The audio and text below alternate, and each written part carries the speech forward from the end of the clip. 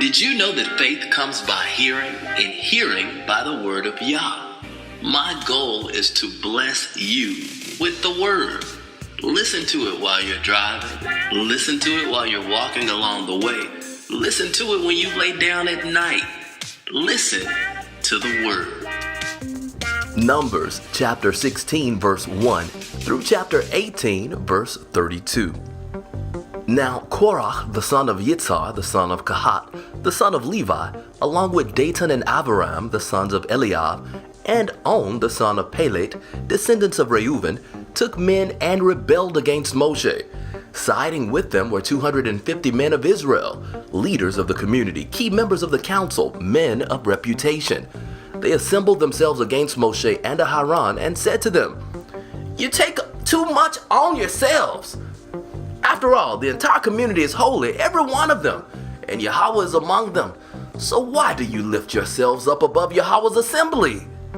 When Moshe heard this, he fell on his face. Then he said to Korah and his whole group, "In the morning, Yahweh will show who are his and who is the holy person he will allow to approach him. Yes, he will bring whomever he chooses near to himself. Do this. Take censers, Korah, and all your group. Put fire in them and put incense in them before Yahweh tomorrow. The one whom Yahweh chooses will be the one who is holy. It is you sons of Levi, who are taking too much on yourselves." Then Moshe said to Korah, "Listen here, you sons of Levi. Is it for you a mere trifle that the Most High of Israel has separated you from the community of Israel to bring you close to himself, so that you can do the work in the tabernacle of Yahweh and stand before the community serving them? He has brought you close and all your brothers, the sons of Levi, with you. Now you want the office of Cohen too? That's why you and your group have gathered together against Yahweh. After all, what is Aharon that you complain against him?" Then Moshe sent to summon Datan and Abiram, the sons of Eliab. But they replied, "We won't come up. Is it such a mere trifle bringing us up from a land flowing with milk and honey to kill us in the desert, that now you arrogate to yourself the role of dictator over us? You haven't at all brought us into a land flowing with milk and honey, and you haven't put us in possession of fields and vineyards. Do you think you can gouge out these men's eyes and blind them? We won't come up." Moshe was very angry and said to Yahweh, "Don't accept their grain offering. I haven't taken one donkey from them. I've done nothing wrong to any of them." Moshe said to Korah, "You and your group be there before Yahweh tomorrow. You, they, and Aharon. Each of you take his fire pan and put incense in it. Every one of you bring before Yahweh his fire pan. 250 fire pans. You too, and Aharon. Each one his fire pan."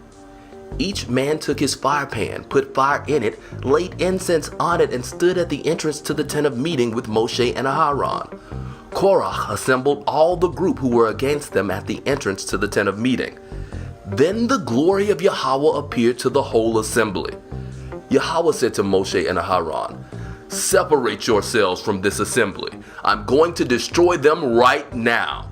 They fell on their faces and said, "O Most High Power, power of the spirits of all humankind, if one person sins, are you going to be angry with the entire assembly?"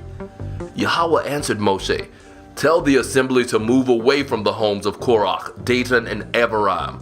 Moshe got up and went to Datan and Abiram, and the leaders of Israel followed him.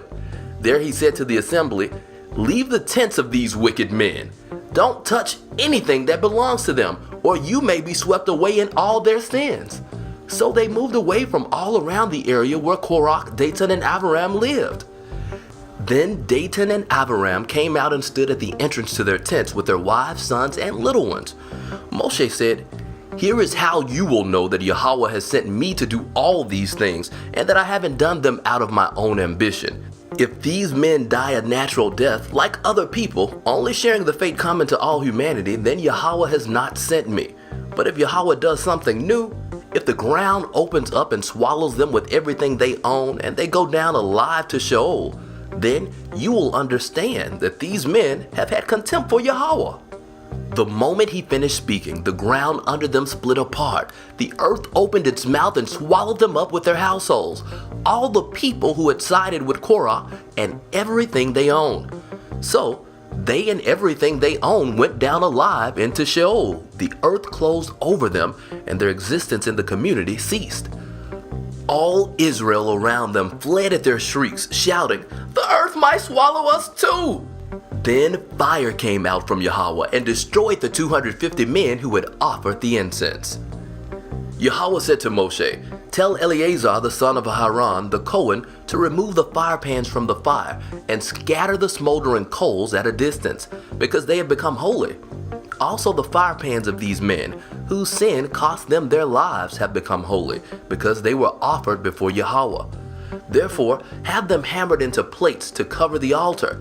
This will be a sign for the people of Israel." Eleazar the Cohen took the brass fire pans, which the men who had been burned to death had offered, and they hammered them into a covering for the altar, to remind the people of Israel that an ordinary person, not descended from Aaron, is not to approach and burn incense before Yahweh, if he wants to avoid the faith of Korah and his group, as Yahweh had said to him through Moshe. But the very next day, the whole community of the people of Israel complained against Moshe and Aaron. "You have killed Yahweh's people."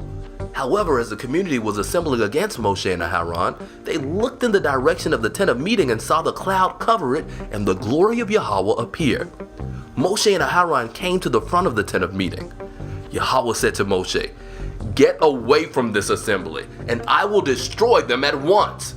But they fell on their faces. Moshe said to Aaron, "Take your fire pan, put fire from the altar in it, lay incense on it, and hurry with it to the assembly to make atonement for them, because anger has gone out from Yahweh, and the plague has already begun."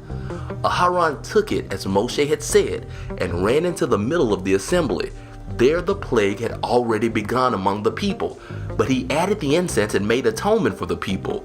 He stood between the dead and the living, and the plague was stopped. Those dying from the plague numbered 14,700, besides those who died in the Korah incident. Aaron returned to Moshe at the entrance to the tent of meeting, and the plague was stopped. Yahweh said to Moshe, "Speak to the people of Israel, and take from them staffs, one for each ancestral tribe, from each leader of a tribe, 12 staffs. Write each man's name on his staff, and write Aharon's name on the staff of Levi, for each tribe's leader is to have one staff. Put them in the tent of meeting in front of the testimony where I meet with you. The staff of the man I am going to choose will sprout buds. In this way, I will put a stop to the complaints the people of Israel keep making against you." Moshe spoke to the people of Israel, and all their leaders gave him staffs, one for each leader according to their ancestral tribes, 12 staffs. Aharon's staff was among their staffs. Moshe put the staffs before Yahweh in the tent of the testimony. The next day, Moshe went into the tent of the testimony, and there he saw that Aharon's staff for the house of Levi had budded.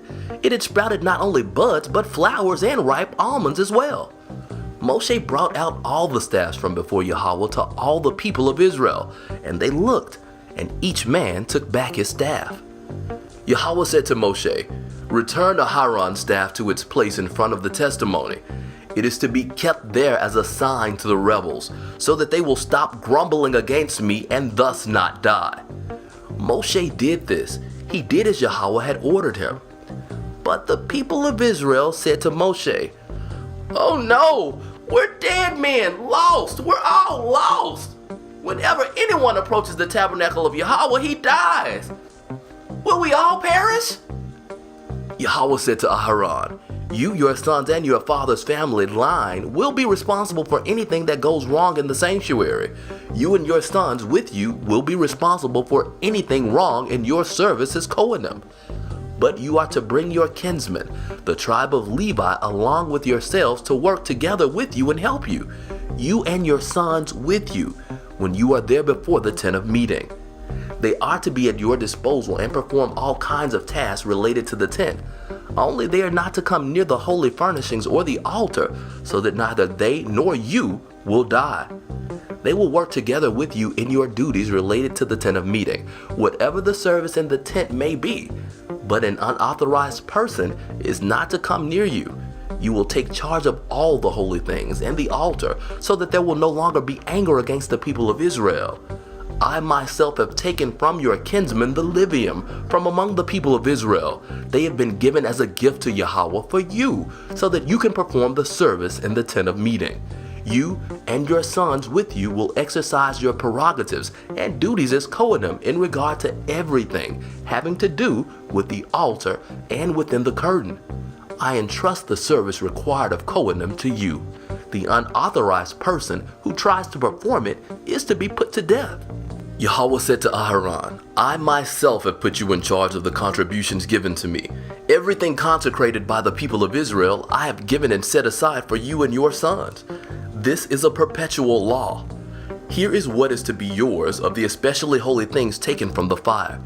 Every offering they make, that is, every grain offering, sin offering, and guilt offering of theirs that they turn over to me, will be especially holy for you and your sons. You are to eat it in an especially holy place. Every male may eat it. It will be set apart for you. Also yours is the contribution the people of Israel give in the form of wave offerings. I have given these to you, your sons, and your daughters with you. This is a perpetual law. Everyone in your family who is clean may eat it. All the best of the olive oil, wine, and grain, the first portion of what they give to Yahweh, I have given to you. The first produce to turn ripe of all that is in their land, which they bring to Yahweh, is to be yours. Every clean person in your family may eat it. Everything in Israel which has been consecrated unconditionally is to be yours. Everything that comes first out of the womb of all living things which they offer to Yahweh, whether human or animal, will be yours. However, the firstborn of a human being you must redeem, and the firstborn of an unclean beast you are to redeem. The sum to be paid for redeeming anyone a month old or over is to be 5 shekels of silver, 2 ounces, as you value it, using the sanctuary shekel. This is the same as 20 gerahs. But the firstborn of an ox, sheep, or goat you are not to redeem. They are holy. You are to splash their blood against the altar and make their fat go up in smoke as an offering made by fire, as a fragrant aroma for Yahweh. Their meat will be yours, like the breast that is waved and the right thigh. They will be yours.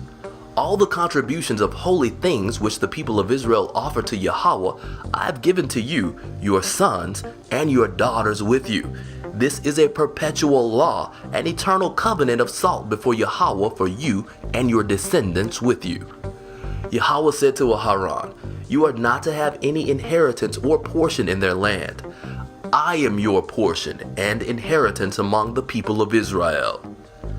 To the descendants of Levi, I have given the entire tenth of the produce collected in Israel. It is their inheritance and payment for the service they render in the tent of meeting. From now on, the people of Israel are not to approach the tent of meeting, so that they will not bear the consequences of their sin and die.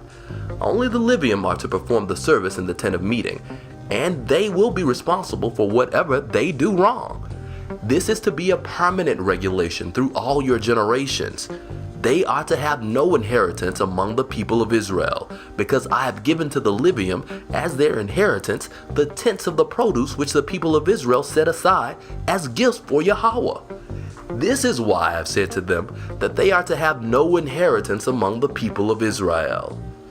Yahweh said to Moshe, tell the Livium, when you take from the people of Israel the tenth of the produce which I have given you from them as your inheritance, you are to set aside from it a gift for Yahweh, 1/10 of the tenth. The gift you set aside will be accounted to you as if it were grain from the threshing floor and grape juice from the wine vat.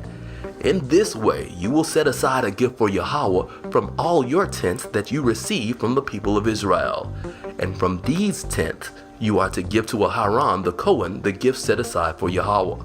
From everything given to you, you are to set aside all that is due Yahweh, the best part of it, its holy portion.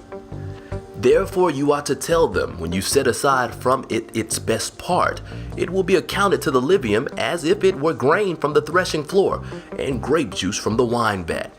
You may eat it anywhere, you and your households, because it is your payment in return for your service in the tent of meeting. Moreover, because you will have set aside from it its best parts, you will not be committing any sin because of it. For you are not to profane the holy things of the people of Israel, or you will die.